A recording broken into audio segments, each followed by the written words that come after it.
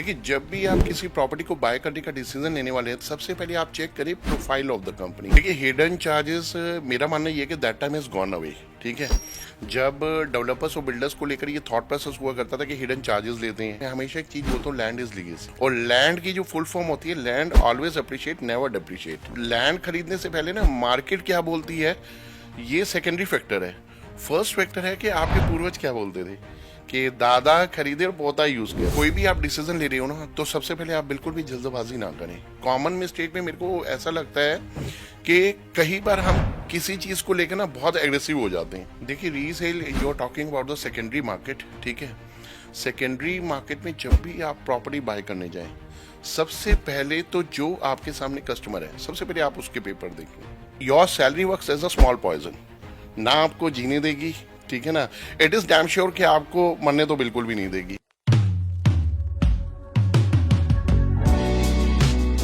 नमस्कार दोस्तों, आप देख रहे हैं द संगम टॉकीज, एक वीडियो पॉडकास्ट जहां हम रियल स्टोरीज और रियल कन्वर्सेशंस के जरिए आपको देते हैं real impact.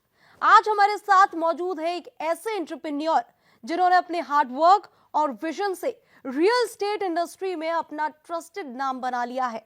Mister Deepak Madan, founder of the stately prop solutions.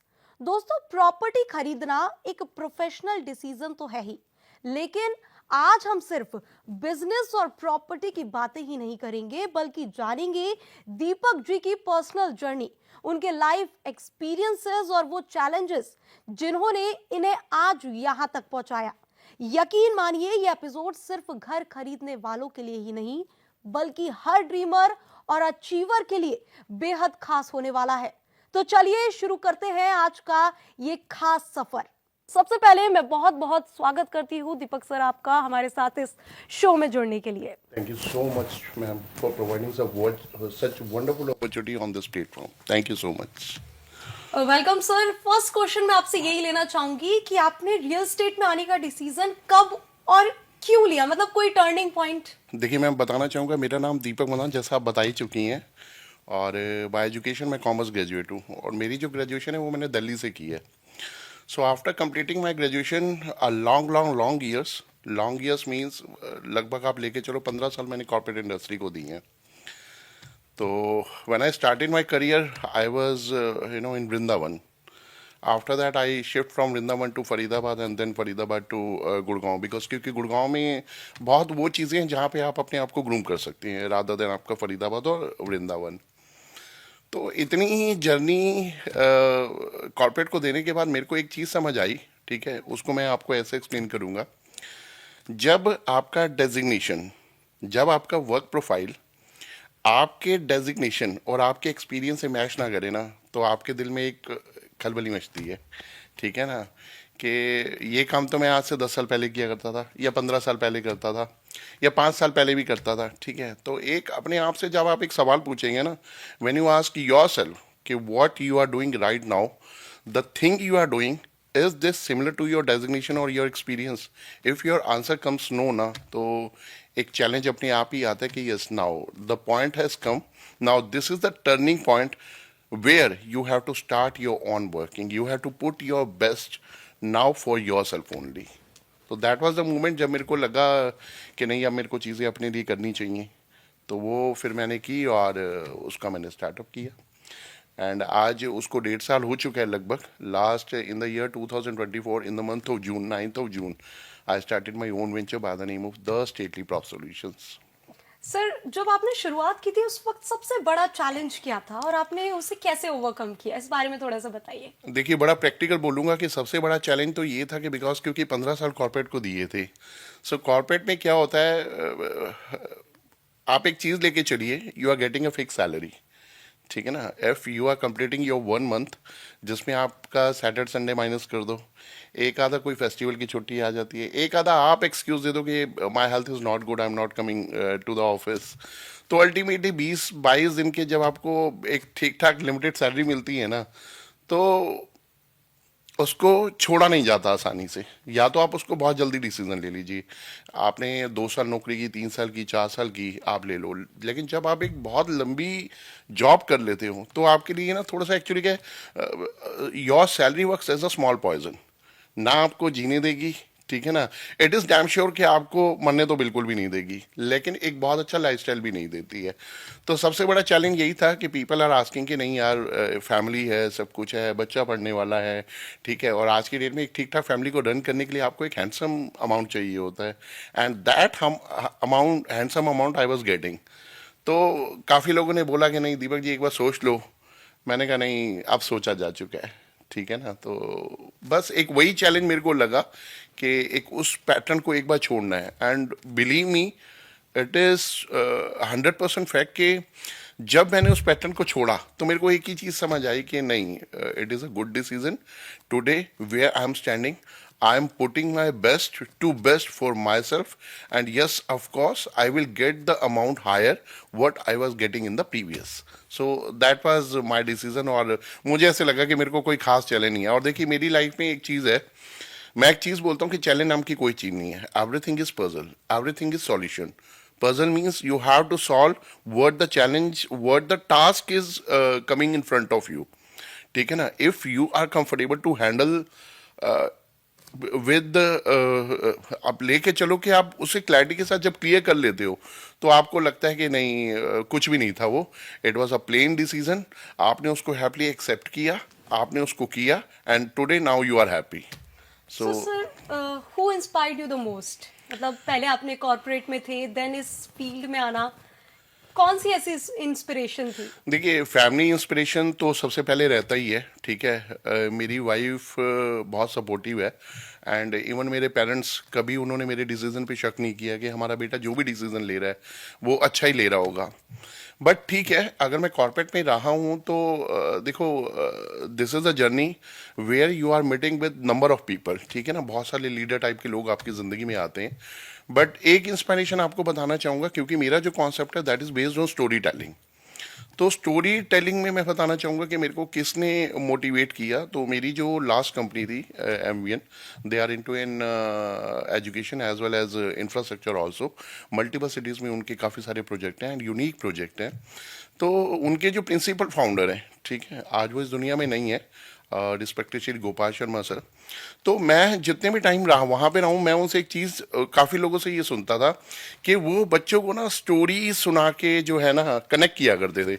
And believe me ma'am, आज की डेट में मतलब उनको 20 साल तो वैसे ही हो चुके हैं, ठीक है, और हर बच्चे के दिल में वो रहते हैं। और उनका जो ये स्टोरी वाला मॉडल है, ये काफ़ी लोग उनको याद करते हैं स्टोरी से कह के, और उन्हीं से प्रभावित होकर मैंने भी ये स्टोरी कॉन्सेप्ट स्टार्ट किया। And in fact it is a very pride moment for me that people are liking it, the people they are in connect with me, they are praising me कि yes, of course, this is a very wonderful project that you are bringing for your end users, for your investors, for the home seeker they are looking property in the nearby areas. तो मुझे बहुत अच्छा लगता है story concept मेरा जो है, मतलब it is my dream product. Sir, आपने अपने करियर के शुरुआती दिनों में कभी फेलियर का सामना करना पड़ा है और उससे क्या आपको सीखने के लिए मिला? देखिए अगर मैं कॉर्पोरेट की बात करूँ तो शुरुआती दौर में बहुत सारे चैलेंज आते हैं when you start your career. तो वो तो चलो ठीक है, आपकी शुरुआत है।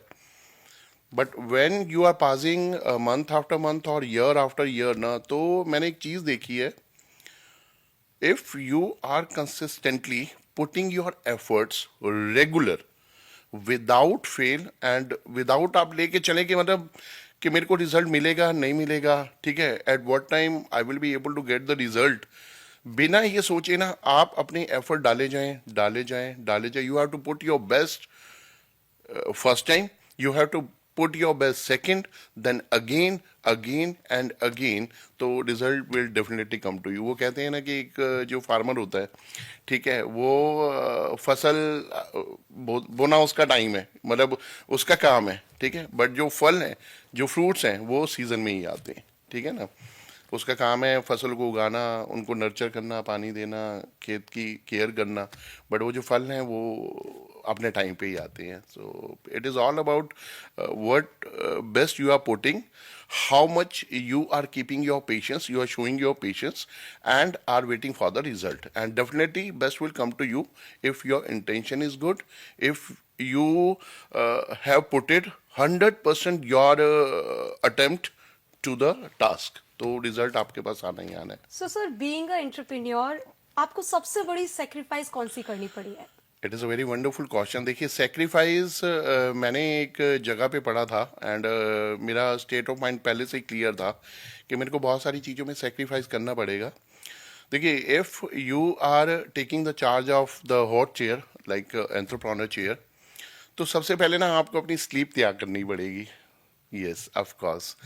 क्योंकि होता क्या है, देखिए, अगर आप ये सोचे कि भाई 8-10 घंटे में काम करो, in in the initial years, in the beginning years, you have to put best to best time, energy, focus, your dream parameter, बहुत सारी चीज़ों को आपको ना कंबाइंड होके चलना है। तो आपको सबसे पहले अपनी स्लीप को सेक्रीफाइस करना होगा। देन आपको थोड़ा सा हो सकता है अपनी फ्रेंडशिप को भी सेक्रीफाइस करना पड़े। The time you were spending earlier, ठीक है, जो आप अपने फ्रेंड्स के साथ स्पेंड कर रहे थे, आप उसका सेक्रीफाइस करिए। ठीक है, आपको हो सकता है थोड़े से अपनी शौक भी मारने पड़े। ठीक है, बिकॉज क्योंकि अब आप you are more responsible rather than how much responsible you were earlier. तो रिस्पॉन्सिबिलिटी आपको ये सिखाती है कि बहुत सारे आपको सेक्रीफाइस करने पड़ेंगे। आपको नींद छोड़नी है, आपको फ्रेंडशिप छोड़नी है।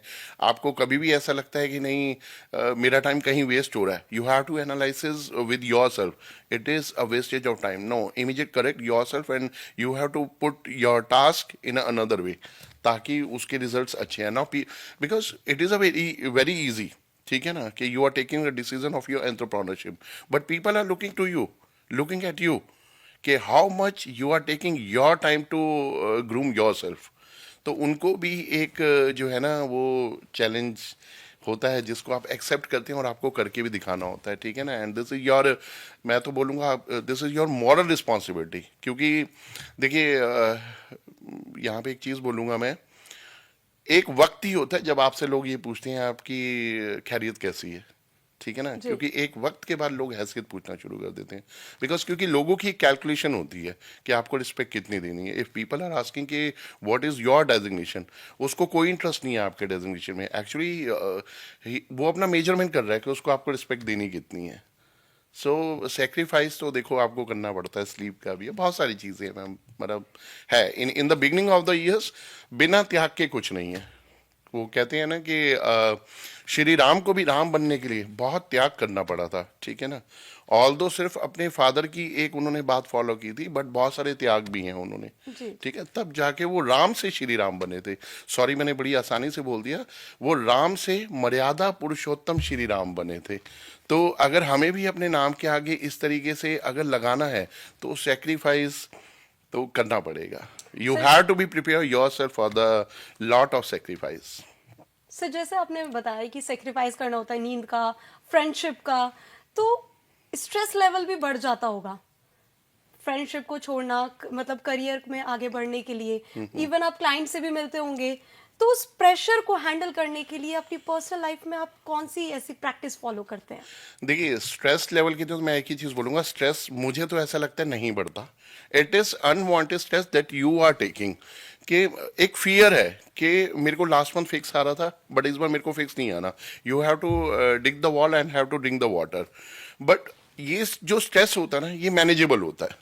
बिकॉज नंबर ऑफ पीपल जो आपकी लाइफ में आ रहे हैं और आप जिनसे मीटिंग कर रहे हैं, ठीक है, कुछ क्रिएटिव लोग भी आते हैं, कुछ मोर क्रिएटिव भी होते हैं, कुछ अंडर क्रिएटिव भी हैं। तो हर व्यक्ति जब आपको अपना एक्सपीरियंस शेयर करता है ना, and in the whole world, everyone would love to share the wow experience. कोई भी अपना वर्स्ट एक्सपीरियंस शेयर नहीं करता है, एंड अगर कोई करता भी है तो उसको सुनना पसंद नहीं करता है। ठीक है, तो स्ट्रेस लेवल मुझे ऐसा नहीं लगता, बिकॉज क्योंकि क्रिएटिविटी क्या है, लोगों के मिलने से आती है। If you are meeting with the number of people, ज़्यादा लोगों से मिलने का मतलब है कि you are becoming more creative, more ideas coming to you. ठीक है, मोर आपके पास बहुत सी चीज़ें ऐसी आ रही हैं जो आपके स्ट्रेस लेवल को कम करती है। ऑल दो चलो फिर भी अगर एक कॉमन मैसेज मेरा आता है, तो आप थोड़ा सा अपनी हेल्थ को टाइम दीजिए। आप मॉर्निंग में आप कनेक्ट होइए लैंड से। ठीक है, मॉर्निंग में कनेक्ट होइए आप नए लोगों से।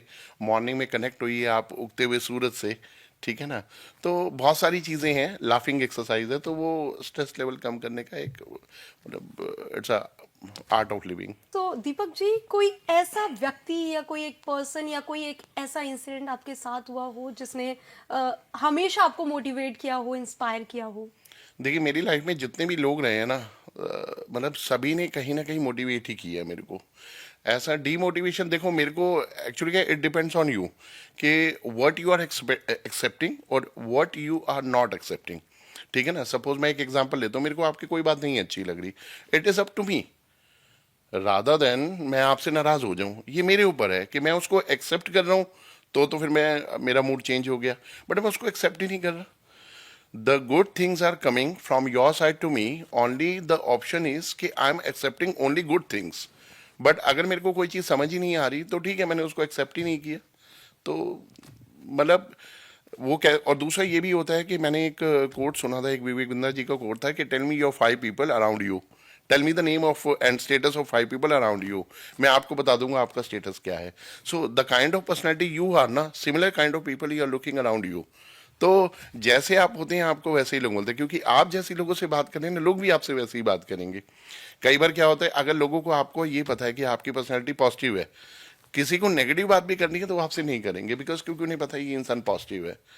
तो बहुत कम लोग ही रहे हैं, मेरे को तो हर किसी ने मोटिवेट है कि हाँ कॉर्पोरेट में ज़रूर रहा हूँ, तो देखो वो थोड़ा सा लेग पुलिंग होती है, ठीक है ना। If you are more quality oriented, if you are more creative, then वो इंडस्ट्री में होता है ना, दो तरीके के लोग होते हैं, एक तो टांग खींचने वाले और एक कंपनी में जो रिश्तेदार होते हैं।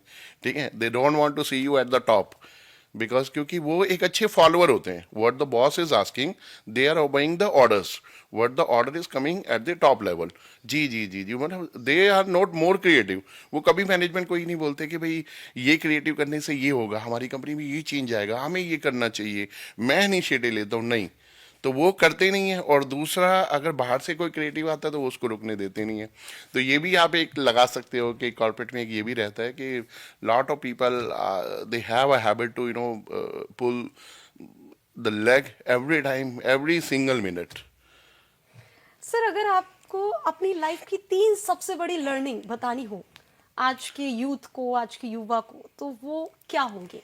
देखिए, 3 लर्निंग में मैं आपको एक चीज़ बोलूँगा, ऑल दो मेरा ट्रेड रियल एस्टेट का है, बट मैं फिर भी हर उस इंसान को जो अपना करियर अच्छा बनाना चाह रहा है, आप फोकस करिए 3 चीज़ों के ऊपर। फर्स्ट इज, आप जिस भी कंपनी के साथ एसोसिएट हैं, आपको सबसे पहले ये देखना चाहिए उस कंपनी का प्रोफाइल क्या है।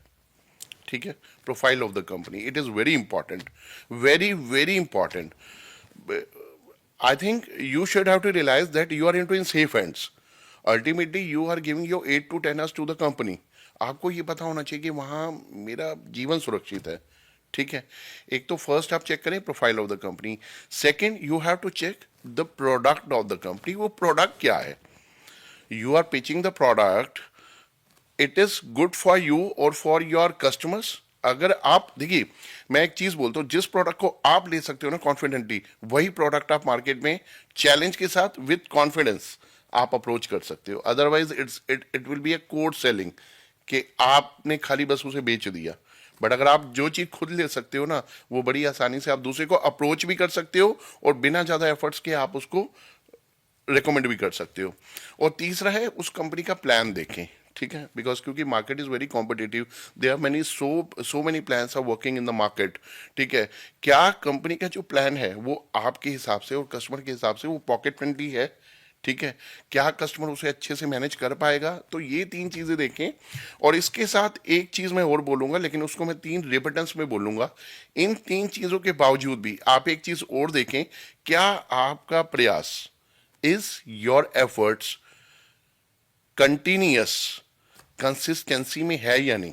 सो यहां पे मैं बोलूंगा, first consistency, second consistency and third consistency. वो कहते हैं ना, सेल्स का एक नियम होता है, क्या नियम होता है, follow follow up and follow up. आप फॉलो अप करते रहिए, ठीक है ना, तो result definitely will come to you in your basket according to your taste and choice. जो चीज़ आप चाहते हैं वो चीज़ आपको मिलेगी। तो सेल्स में भी यही है कि आप कंसिस्टेंसी के साथ लगे रहें, इन 3 चीज़ों को देखते हुए कि प्रोफाइल क्या है, आपका प्रोडक्ट क्या है और प्लान क्या है। सो सर, अभी आपने स्टोरी टेलिंग को लेकर एक कॉन्सेप्ट रखा था, तो मैं जानना चाहूंगी कि स्टोरी का रियल स्टेट में क्या मतलब है? देखिए, आपने वो क्वेश्चन पूछा है जो मेरे दिल के बहुत अजीज है, and people are liking this concept. देखिए क्योंकि हम ना घर की बातें करते हैं, ठीक है, तो अगर आपने कुछ आज से 2 डिकेड पहले एक सीरियल देखा होगा, कहानी घर घर की। जी। So what does it mean? If there is a story there is home, ठीक है, if there is home there is a story, एक कहानी होती है, ठीक है ना। और आप बिलीव मी, लोग जो है ना, लोग हमेशा कॉन्सेप्ट स्टोरी खरीदना पसंद करते हैं। They are not buying home, वो घर नहीं खरीदते, वो कहानी खरीदना पसंद करते हैं। मैं आपको एक एग्जांपल देना चाहूंगा। Tata is a brand, Tata salt is नमक। यस। आप उसकी स्टोरी यानी कि उसका टैगलाइन देखिए तो उसके ऊपर लिखा हुआ है देश का नमक, and people are buying it because क्योंकि दे हैव अ फीलिंग कि I am a citizen of my nation और मेरे राष्ट्र का नमक है, मैं तो खाऊंगा, ठीक है ना, तो उसकी सेल ज्यादा है। आप दूसरा एग्जांपल लेके चलिए अमूल का, जी। द टेस्ट ऑफ इंडिया, मेरे भारत का स्वाद। तो यहाँ पे लोग क्या है, कॉन्सेप्ट ले रहे हैं आपसे, यहाँ पे लोग क्या है, स्टोरी ले रहे हैं आपसे, ठीक है। और मैं एक चीज हमेशा बोलता हूँ, every home makes a story and every every story makes a home. तो ये सब चीजें क्या है, तो लोग बेसिकली क्या है, अब कहानी को खरीदना और उसको अपने जीवन में उतारना और उसके जैसा बनना पसंद करते हैं। तो this is the real story. और एक बहुत सारी चीजें मैं बताने लगूंगा तो ये it's a long hours hours hours discussion. But फिर भी एक चीज बोलूंगा कि लोग भी ना आपसे आपकी स्टोरी जानना पसंद करेंगे। आज नहीं, because you are in to in struggle, आज आप स्ट्रगल कर रहे हो, but the day will come when you will be on the top, then people will come to you and ask, tell me the story of your success. They don't want to see the आपके पैर के छाले कोई नहीं देखेगा, but वो ये देखना जरूर पसंद करेंगे कि आप हमें ये बताओ कि आपने ये सफलता ली कैसे है। वो कहते हैं ना कि every successful person have a painful story and every painful story has a successful ending. तो स्टोरी हर जगह है और लोगों को बड़ी अट्रैक्ट करती है। और मेरा लाने का सिर्फ इतना पर्पस था कि आज के सिनेरियो में स्टोरीज कहीं ना कहीं हमारी लाइन से स्किप होती जा रही है। People are not looking the love rebonding between the two brothers. आज दो भाई अलग हो रहे हैं, ठीक है ना, लेकिन अगर एक स्टोरी ये भी है कि एक भरत और राम का भी प्यार था आपस में, देयर इज अ स्टोरी, ठीक है। एक लड़की पहले ये ख्वाब देखती थी छोटी होती थी कि मेरा घर बसेगा, उसके परिवार वाले भी नहीं बोलते थे इसका घर बसाना है, उसके घर की स्टोरी है। बट आज वही लड़की अगर उसका घर बन रहा है तो देर is a negative story, but it is very circulated viral on social media कि वो अपने ही पति के 15 टुकड़े कर रही है।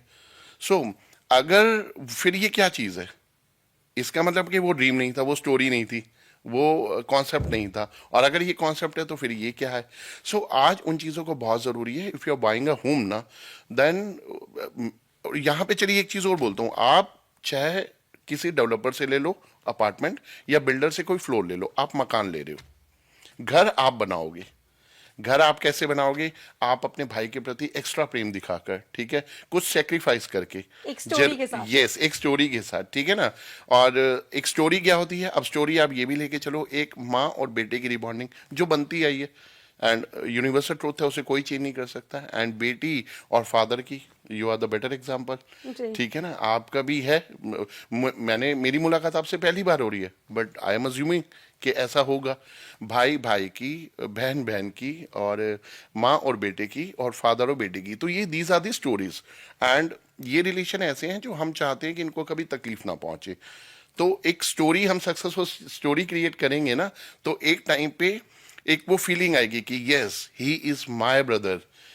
फादर को फील होगा कि yes the girl who is standing on the stage she is my daughter, वो अपने आप को प्राउड फील कराएंगे, ठीक है ना।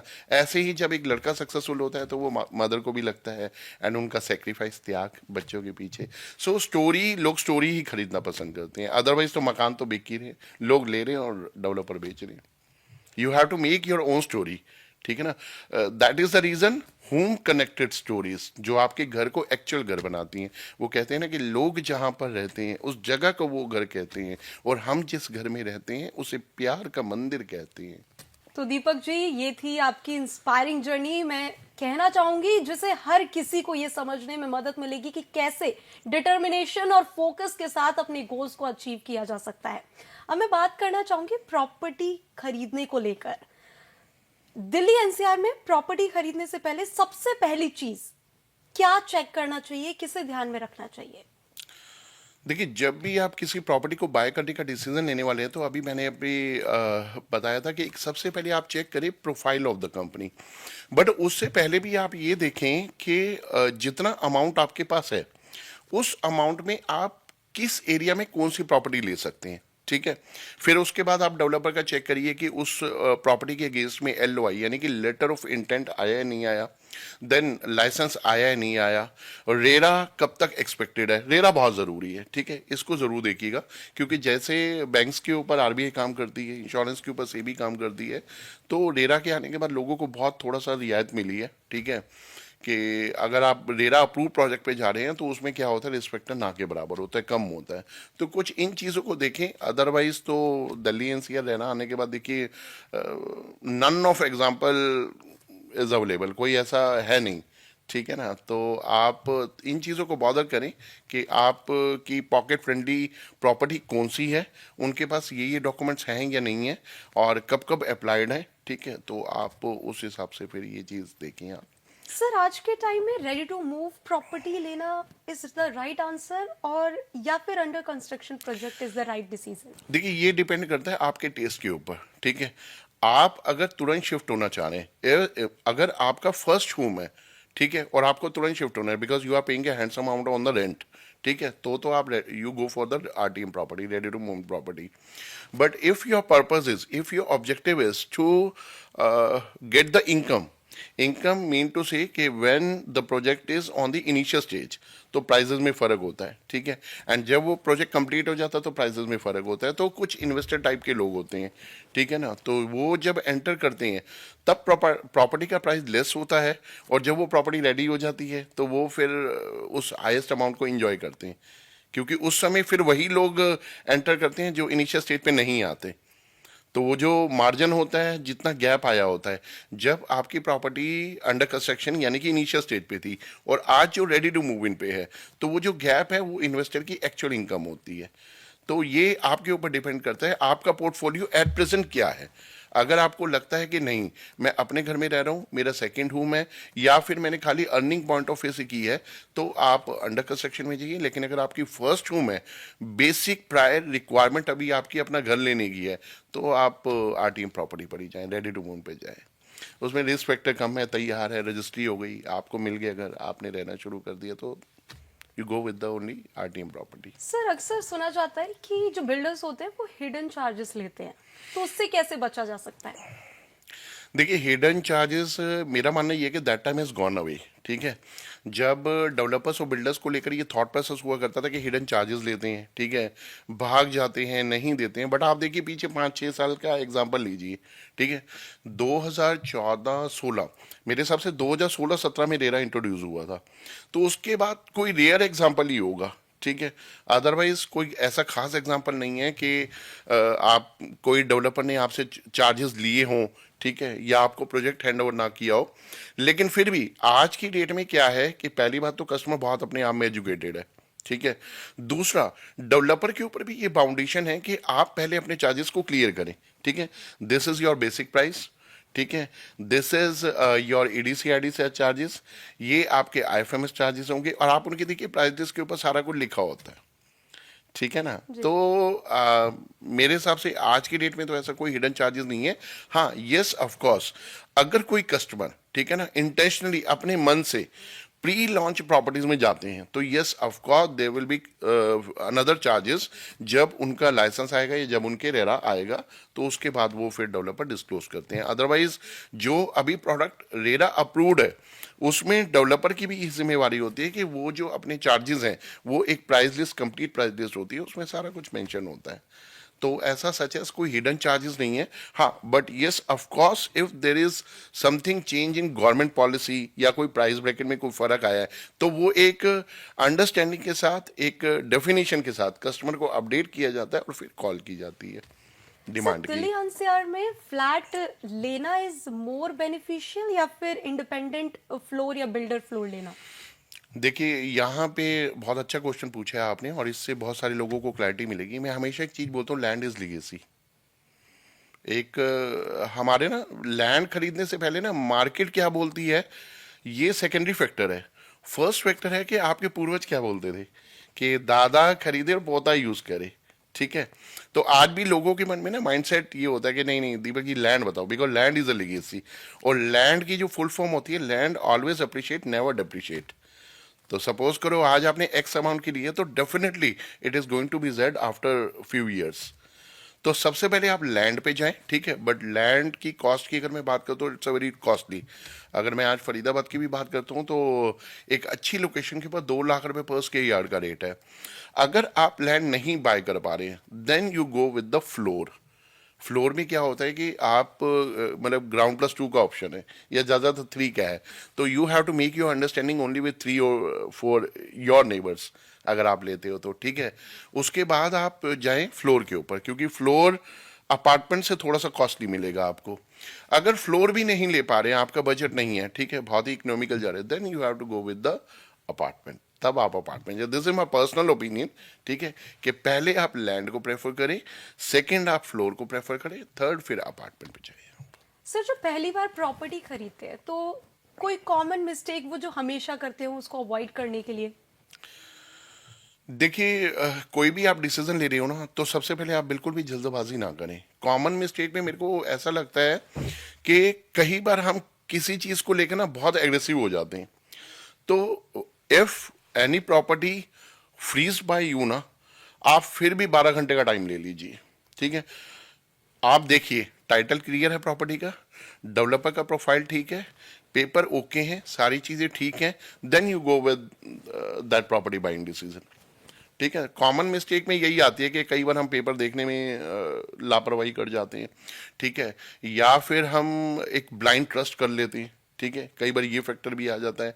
या फिर हमें लगता है कि नहीं, हम जिसके साथ हैं, ठीक है, कई बार हम उसकी क्रेडिबिलिटी चेक नहीं कर पाते। आप जिस व्यक्ति के थ्रू जा रहे हैं, ठीक है, जिस कंसल्टेंट के, उसके पास भी रेरा होना चाहिए, ठीक है ना। तो मार्केट में क्रेडिबिलिटी होनी चाहिए।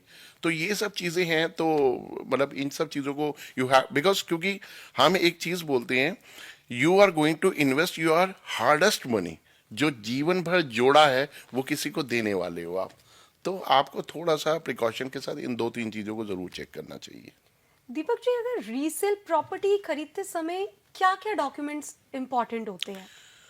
देखिए resale you are talking about the secondary market, ठीक है। सेकेंडरी मार्केट में जब भी आप प्रॉपर्टी बाय करने जाएं, सबसे पहले तो जो आपके सामने कस्टमर है, सबसे पहले आप उसके पेपर देखें, ठीक है, कि ये प्रॉपर्टी जिस जिस शख्स से आप बात कर रहे हो, ठीक है, क्या ये प्रॉपर्टी उसके नाम पे है। If papers are okay, if you are looking all the papers are up to the mark, then आप उसके पीछे की चेन देखिए, ठीक है। उसके अलावा एक अहम क्वेश्चन आज मतलब मैं सजेस्ट करूंगा ये भी पूछें।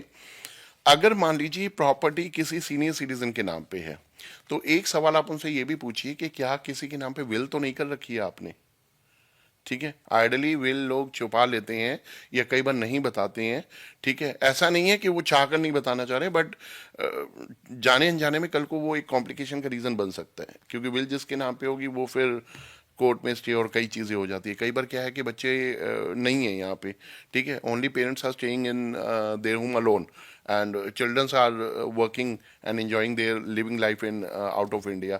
तो ऐसे में एक बार आप उनसे ये भी एक बार डिस्कस कर लें, ठीक है। और वो क्या फीडबैक देते हैं, तो एक बार अगर आप कोर्ट में पटवारी को भी बता देंगे, तो वो भी आपको क्लैरिटी दे देगा कि if this apartment or this floor or this land is up to the mark to buy or not, तो वो भी आपको क्लियर कर देंगे। तो ये थोड़ा सा इन चीज़ों का आप ध्यान रखें जब आप सेकेंडरी मार्केट पे जा रहे हैं, क्योंकि फर्स्ट प्राइमरी मार्केट में तो क्या है कि डेवलपर इज रिस्पॉन्सिबल। आप उसका प्रोफाइल उसके ऑफिस में जाके ही देख लोगे, ठीक है, and there are lot of arms, they are giving you the detail presentation of their project, तो उनके आरम्स भी रिस्पॉन्सिबल ही होते हैं, ठीक है ना। तो ये होता है। बट सेकेंडरी मार्केट में क्या क्या होता है कि only you and your seller is available, सिर्फ आप, हाँ, सिर्फ 2 ही लोग हैं, तो उसमें तीसरा लोग कोई होता नहीं है। और रही बात आजकल की गारंटी की ना, तो आप देखो गारंटी भी कोई नेबर वगैरह देते नहीं है, ठीक है, कोर्ट में कोर्ट वाले ही साइन कर देते हैं। तो you have to be more cure about this कि आपको थोड़ा सा वहां पे अलर्ट रहने की जरूरत है, आप चीज़ों की क्लैरिटी करके चलें आप। सर मैं इन्वेस्टमेंट और फ्यूचर प्लानिंग को लेकर अब सवाल करना चाहूंगी। इन्वेस्टमेंट के लिए कमर्शियल प्रॉपर्टी लेना बेहतर है या फिर रेजिडेंशियल? देखिए कमर्शियल आइडियली लोगों को ऐसा लगता है कि कमर्शियल ज़्यादा चलता नहीं है, ठीक है। बट यहाँ पे मैं एक पॉइंट रखना चाहूँगा कि commercial only the single word, ठीक है, जिसके लिए हम डे वन से एफर्ट करते आ रहे हैं, ठीक है ना। द मनी, मनी को आप कमर्शियल बोल सकते हैं। अगर मैं गुड़गांव की बात करता हूँ तो आप गुड़गांव में देखिए, ब्रिस्टल आपने होटल देखा होगा सिकंदरपुर, ठीक है, एंड इफ्को चौक तक left hand it all are commercial and they all are running, they are getting, you know, the investor they had invested a huge amount in the commercial, they are getting highest returns, highest, and even lease guarantee भी वो ले पा रहे हैं। तो now the same is going to be happen in few of the areas जो connected areas है गुड़गांव के। आप फरीदाबाद को लेके चलो, फरीदाबाद में भी आप जहाँ से भड़कल चौक शुरू होता है एंड बदरपुर तक सारे कमर्शियल प्लान है। तो आप कमर्शियल में भी कर सकते हैं, रेजिडेंशियल में भी कर सकते हैं, बट आपको थोड़ा सा फिर वही चीज़ प्रोफाइल, प्रोडक्ट एंड प्लान। लेकिन मैं रेजिडेंशियल प्रॉपर्टी में आपको बोलूँगा कि अगर हो सके तो रेजिडेंशियल में जाएं, क्योंकि और रेजिडेंशियल में भी लैंड में जाएं, क्योंकि इन्वेस्टमेंट की बात है। Investment means you are going to buy your second home, you are going to buy your second dream home. तो उसमें क्या है, उसमें आपको दो तीन चीज़ों को देखने की ज़रूरत है। फर्स्ट है कि क्या कोई शहर नया डेवलप हो रहा है, या कोई ऐसा शहर है जिसके अंदर half of the development already has been done and half is now propose by the government, ठीक है ना। तो आप ये देखिए, आप जैसे मान लो नए शहरों की अगर बात करो जो बिल्कुल जीरो से डेवलप हो रहे हैं, जैसे बोलते हैं green field first industrial smart city, ये कौन सा है, धुलेरा है, ये जीरो से शुरू हो रहा है। तो आप इन्वेस्ट कर सकते हैं।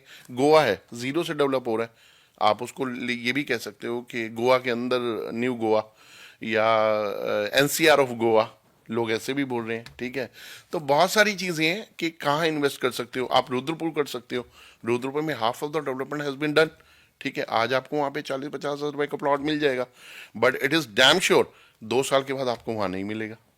सो आपको ये देखना है कि डेवलपमेंट किस स्टेज पर है उस शहर के अंदर, या वो पूरा शहर ही डेवलप हो रहा है स्टार्टिंग से, ठीक है, या वो 50% डेवलप हो चुका है। क्योंकि देखिए जहां पे 100% डेवलपमेंट है, I am sure you are going to pay a huge amount for buying the plot.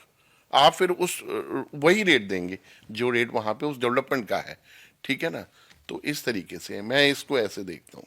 Sir कौन से एरियाज दिल्ली एनसीआर में फ्यूचर ग्रोथ के हिसाब से बेस्ट माने जा सकते हैं? देखिए अगर मैं नोएडा और गुड़गांव की बात करता हूँ तो दे आर टू कॉस्टली, ठीक है। आज 35 करोड़ मिनिमम अपार्टमेंट की मैं बात करूँ, the developer they are new in Gurgaon, they are not new in construction, they develop lot of product in the different cities, ठीक है। बट गुड़गांव में नहीं है, बट फिर भी वो 35 करोड़ का पेंट हाउस लेके आ रहे हैं, ठीक है। और 100 करोड़ और 250 करोड़ का अपार्टमेंट गुड़गांव में बिक चुका है। तो ये तो बियॉन्ड आपका पॉकेट फ्रेंडली हो गए, ठीक है। और same is going to be, same is happening in Noida also.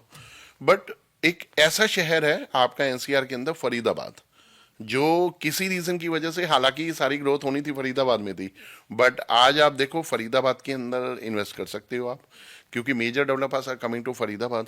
All the commercial they are like they are operational in Gurgaon, they are coming to Faridabad, ठीक है। एवरी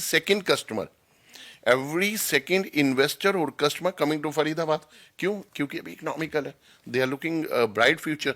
आज अगर 2 लाख रुपए लगाते हैं और कल 3 साल बाद 4 लाख रुपए मिल जाए, तो ये भी एक स्मार्ट इनकम है, ठीक है। हार्डेस्ट इनकम तो लोग 8-10 घंटे करके कर ही रहे हैं, बट एक स्मार्ट इनकम भी ज़रूरी है। तो Faridabad is one of the best place जहाँ पे आप इकोनॉमिकल चीज़ें हैं ले सकते हो, बना सकते हो। अभी डेवलपमेंट शुरुआत हुई है, ठीक है, क्योंकि मुंबई वडोदरा एक्सप्रेसवे है, एफएनजी है, आपका मंजावली है, ये सारी चीज़ें जिस दिन कनेक्ट एक दूसरे हो गई तो, और दूसरा जेवर एयरपोर्ट है, ठीक है। एक्सपेक्टेड है कि 2026 में ये पूरा हो जाएगा, तो एक अच्छी खासी ग्रोथ आपको देखने को मिलेगी। तो अभी फरीदाबाद को आप प्रेफर करिए, फरीदाबाद। और देखो मैं भी फरीदाबाद में ही हूँ, मैंने ही फरीदाबाद में किया है, जबकि मैं गुड़गांव में हूँ। आइडियली लोग मेरे को बोलते हैं कि दीपक जी आपने 6 साल गुड़गांव में दिया, तो 6 साल आप गुड़गांव में ही करते हैं, but Gurgaon is to costly. अगर वहाँ आज मैं ऑफिस खोलता हूँ तो मेरे को 10-15 लाख रुपए से काम नहीं चलेगा। बट फरीदाबाद में मैंने जब ऑफिस ओपन किया तो मेरे पास 7 लाख रुपए थे, तो मैंने उसी से ही एक स्टार्टअप कर लिया। तो अभी फरीदाबाद को आप देखिए, और फरीदाबाद आने वाले टाइम का देखो, ग्रेटर फरीदाबाद, गुड़गांव के अंदर न्यू गुड़गांव, ग्रेटर नोएडा के अंदर ग्रेटर नोएडा, तो सेम इज नाउ इन आपके फरीदाबाद, फरीदाबाद के अंदर greater Faridabad.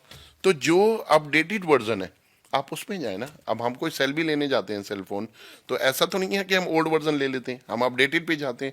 So if updated city is calling to you that के lot of things, the things you are looking in Noida and Gurgaon, same things are in Faridabad. तो Faridabad is also developing yes now. Yes yes yes, आने वाले time का आप देखो, मतलब greater Faridabad तो अपने आप में है ही, और हर अपने आप में फरीदाबाद विटनेस करेगा खुद को।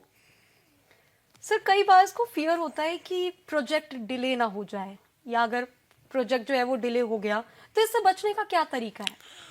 देखिए, फिर मैं यही बोलूँगा, that time has gone away, because क्योंकि रेरा की गाइडलाइंस है, और टाइम पे ना प्रोजेक्ट पूरा करने से आपको गवर्नमेंट से भी एक सब्सिडी मिलती है, ठीक है।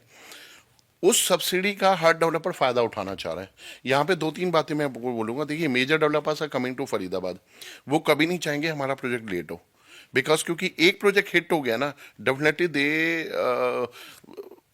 Come up with second hand bank और उसको पूरा करेंगे, क्योंकि वो एक पूरा कर दोगे ना टाइम से तो लोगों का ट्रस्ट आ जाता है। तो ये जितने भी नए डेवलपर हैं ये टाइम से ही पूरा करेंगे, ठीक है। दूसरा, हर डेवलपर ये चाहता है कि जो गवर्नमेंट से सब्सिडी हमें मिलनी है हम उसे अवेल करें, और ये छोटी मोटी नहीं होती, सीआर्स में होती है। If you are completing your project before the deadline given by the government or given by the RERA, ठीक है ना, तो आपको सब्सिडी मिलती है, और हर कोई चाहता है उस सब्सिडी को बचा लें। तो और फरीदाबाद में एक दो डेवलपर्स ने बचाई भी है अफोर्डेबल ग्रुप हाउसिंग में। 4 साल का टाइम होता है, 3.5 साल में प्रोजेक्ट दी है, तो वो सब्सिडी बची है। People are happy, they are getting their homes before the time, and developers are also happy because they are availing the benefit of तो द ये बायर्स के लिए फियर नहीं, अब जो डेवलपर्स हैं उनके डेवलपर लिए के फियर लिए। है। देखिए मैम, रेरा का शिकंजा बड़ा टाइट है, रेरा टाइट है अपने आप में, ऐसा नहीं है। ये कस्टमर्स के लिए एक बहुत बड़ी सहूलियत है, ठीक है। तो आप इस पे जाएं, और अभी डेवलपर्स जो हैं, देखो वो माइंडसेट नहीं है पहले वाला। देखिए होता क्या है ना, कि अगर आपको हम ये लिख दें कि you are under the CCTV surveillance, चाहे भले ही पीछे वायरिंग ना हो, आपको एक डर तो है ना कि आपको कोई नोटिस कर रहा है। Same is happening with the developers. पहले उनके ऊपर कोई नहीं था, वही ऊपर थे, अब उनके ऊपर एक बॉडी बैठी है, तो एक डर है।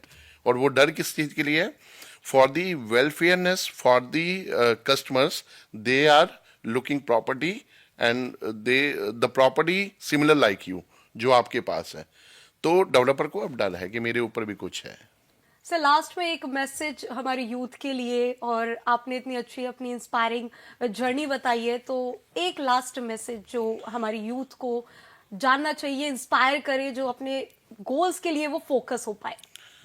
देखिए, मैं एक ही चीज बोलना चाहूंगा यहाँ पे, they are lot of people, they are lacking के उनको कोई अच्छा लीडर मिल जाए ना, तो अपनी जिंदगी अपनी तो बदलेंगे, साथ ही साथ दूसरों की भी बदलेंगे। तो रियल एस्टेट में क्या है कि एक दो चैलेंजेस हैं जो बड़े कॉमन चैलेंज है। जैसे आइडियली लोग पैसे नहीं देते हैं, ठीक है, देते हैं तो आधे देते हैं, आधे रोक लेते हैं, ठीक है, कि भाई अगला काम होगा तो ये दे देंगे, फिर भी थोड़ा सा रोक के चलते हैं। मैं एक ही चीज बोलना चाहूंगा कि अगर आप रियल एस्टेट के अंदर अपना करियर ब्राइट बनाना चाहते हो ना, जो एग्जिस्टिंग प्रॉब्लम है उसी को सॉल्यूशन बनाओ आप। मैं एक एग्जांपल लेना चाहूंगा। एक व्यक्ति जिसका 3 साल से काम ही नहीं चल रहा था, ठीक है, लोन भी बहुत सारे लिए, लाइबिलिटी भी सिर पे आ गई, बट फिर भी काम नहीं चला।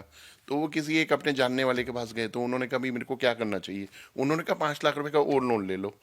तो उन्होंने बोला कि भाई मेरे पास ऑलरेडी इतने लोन हैं, जो मेरे पास अपनी कैपिटल थी मैं वो भी इन्वेस्ट कर चुका हूँ, बट मेरा बिजनेस फिर भी नहीं चल रहा है, और आप कह रहे हो लोन ले लो। तो उन्होंने कहा एक बार मान लो, जब आपने पूछा ही है। तो उन्होंने 5 लाख रुपए का लोन लिया, और वो अपना शहरों में घूमने लग गए। शहरों में घूमने लग गए, तो उन्होंने जब नाइट स्टे करते थे होटल में रुकते थे, तो होटल में उन्होंने देखा कहाँ कहाँ क्या क्या प्रॉब्लम आती है, ठीक है। आप समझ ही गई होंगी मैं किन की बात कर रहा हूँ, ठीक है। तो ओयो के ओनर है वो सर, ठीक है मैम। तो उन्होंने देखा क्या प्रॉब्लम आ रही है, उन्होंने प्रॉब्लम को ही सॉल्यूशन बनाया। आप सॉल्यूशन ढूंढने मत जाइए, आप सॉल्यूशन बनकर जाइए। सॉल्यूशन कहीं नहीं मिलेगा आपको। If you are a solution ना, it is damn sure you are giving a better solution to others. The people they are in trouble, they are facing problems. किसी को देखो इनविटेशन की प्रॉब्लम हो सकती है, किसी को फॉलोअप की हो सकती है, ठीक है, किसी को डील बनाते समय पैसों के समय इशू होते हैं। If you are a good leader, learn to the team, ठीक है, उनको आप बताएं कि ये सब चीज़ें कैसे होती हैं, और पैसों में ठीक रहें, बस मैं एक ही चीज़ बोलूँगा। ठीक है, क्योंकि सबसे बड़ा ना, बातों की कोई वैल्यू नहीं है ज़िंदगी में। जो आपको सबसे ज़्यादा मोटिवेट कर सकता है ना, वो पैसा है। तो रियल एस्टेट की प्रॉब्लम क्या है, पैसे मिलते नहीं है, मिलते हैं तो पूरे नहीं मिलते, तो वो एक स्ट्रगल चलता रहता है। आप जिसके जो पैसे हैं वो पूरे दीजिए, और वो जो है ना, आप देखेंगे कि आपको उसमें आपको सक्सेस मिलेगी मिलेगी। आई मीन टू से, मैं सिर्फ इतना कहना चाहता हूँ, the bigger problem you are looking ना, the bigger solution is within you. Only you can, कहते हैं ना, शीशे के सामने खड़ी हुई है, the person you are looking ना, वही आपकी जिंदगी बना सकता है। So only you are the one जो आप प्रॉब्लम को देखकर उसका सॉल्यूशन दे सकते हो। सो बी सॉल्यूशन ओरिएंटेड, मैं सिर्फ इतना बोलूंगा आपको। बहुत बहुत धन्यवाद दीपक जी, आपने आज सिर्फ प्रॉपर्टी और रियल एस्टेट के बारे में ही नहीं बल्कि अपनी लाइफ जर्नी, चैलेंजेस और लर्निंग्स के बारे में भी इतनी ओपन और प्रैक्टिकल बातें की। दोस्तों, मुझे पूरा यकीन है कि आज का एपिसोड न सिर्फ आपको प्रॉपर्टी इन्वेस्टमेंट की प्रैक्टिकल गाइडेंस देगा बल्कि लाइफ में आगे बढ़ने के लिए भी बहुत सारी इंस्पिरेशन देगा। अगर आपके मन में या कोई क्वेश्चन है, चाहे रियल एस्टेट से जुड़ा हो या पर्सनल ग्रोथ से, तो हमें कमेंट बॉक्स में जरूर लिखें। और हाँ, द संगम टॉकीज को सब्सक्राइब करना बिल्कुल ना भूलें, क्योंकि यहाँ आपको मिलते हैं रियल स्टोरीज, रियल पीपल और रियल इम्पैक्ट। फिर मिलेंगे एक नए एपिसोड में एक नए गेस्ट के साथ। तब तक के लिए धन्यवाद और इंस्पायर्ड रहिए।